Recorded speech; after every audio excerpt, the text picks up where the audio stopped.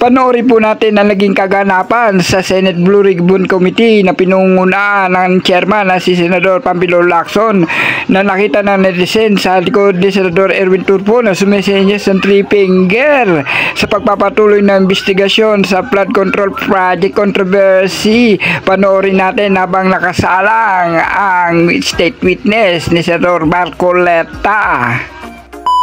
Itong katabi mo mga driver ito si Balatbat, si Santiago nagde-deliver. Ito si Balatbat nakapag-deliver na raw kay Saldico. Nakita mo ba ito? Magkakilala ba kayo niyan?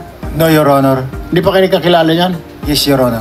Mr. Balatbat, hindi mo na mamumukhaan si Sir Orly, security po ni Saldico? Hindi po, Your Honor. Hindi mo rin kilala? Hindi po.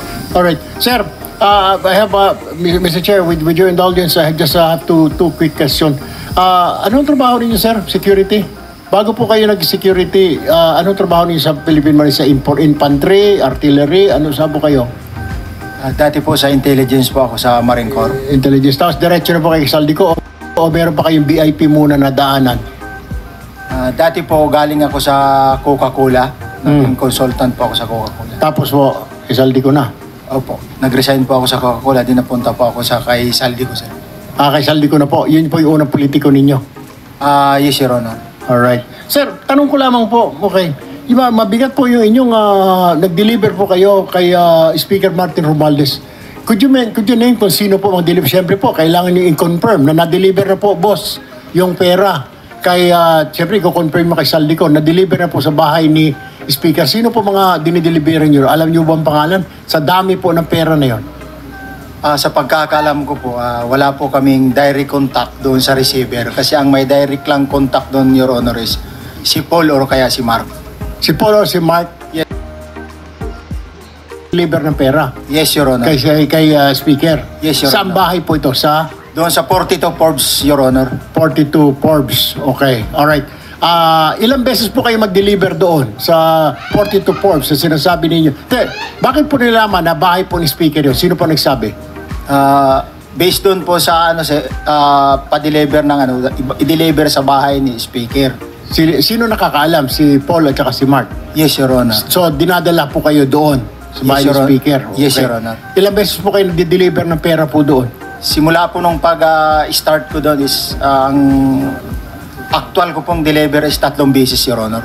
3 beses? Yes, Your Honor. Sa isang delivery, ilang maleta po dinideliver niyo doon sa 42 Forbes? Yung sa 42 Forbes, sir, Your Honor, yung sa nakuha naming 46 doon sa Bali noon, inakyat mo na yun sa bahay nila sa Horizon. Din nung ibinaba yung 46, naging 35 na lang yung box na naibaba. Dinala saan? Doon sa 42 Forbes na, Your Honor. Sa bahay mo na ni Speaker? Yes, Your Honor. Ilang beses kayo nag-deliver doon? Misan lang? Ilan? Ako in my during the time na 3 beses sa akin. Based doon sa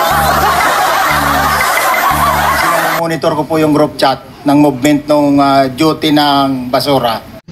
At dito nga sa pagsalang sa state witness ni Senador Marcoleta Carligotesa ay nagkamali-mali ang pagbasa sa kanyang affidavit, kaya si Senador Marcoleta ay nagagalit at naiinis na, at ang nasa gallery nga ay nagtawanan dahil sa kanyang affidavit hindi niya masubaybayan at hindi niya matandaan ang kanyang nilalahad. Kaya ito si Senador Marcoleta nagalit tuloy, galit mo tuloy si Senador Marcoleta. Ayan, tingnan natin, panoorin po natin ang naging kaganapan dito.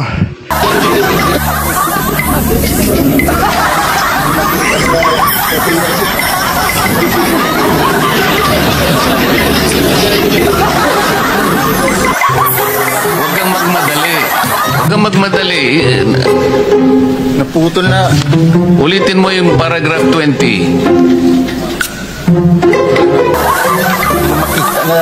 Putol na siya.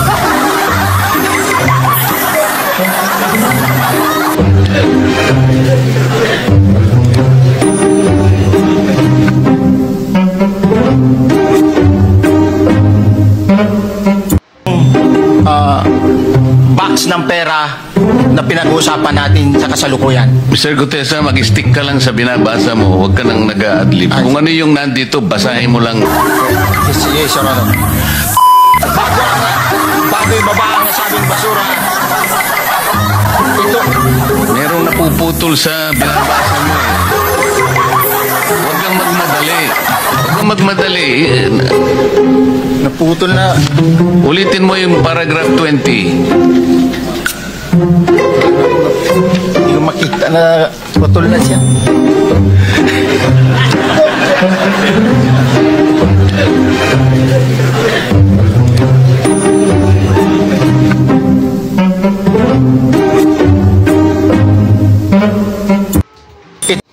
At ito nga ang napuna ng mga netizen habang nanonood ng investigasyon sa Senate Blue Ribbon Committee. Ano kaya ang masasabi ng mga senador dito at ng iba pa mga nagtitistigo at sa loob ng gallery sa tagpong ito? Hindi yata raw nasunod ang script ng state witness ni Senador Marcoleta. Ano yan? Take two, take two.